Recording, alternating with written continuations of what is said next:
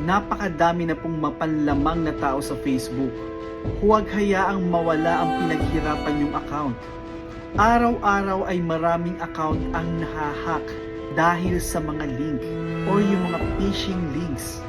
Huwag na huwag magkiklik ng link na galing sa notification, sa comment section, o doon sa mga nagtatag sa inyo.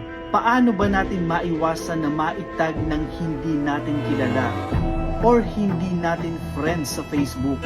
Sundin nyo lang po ito. Tap nyo lang yung settings sa upper right, and then from audience and visibility, itap lang ang profile and tagging.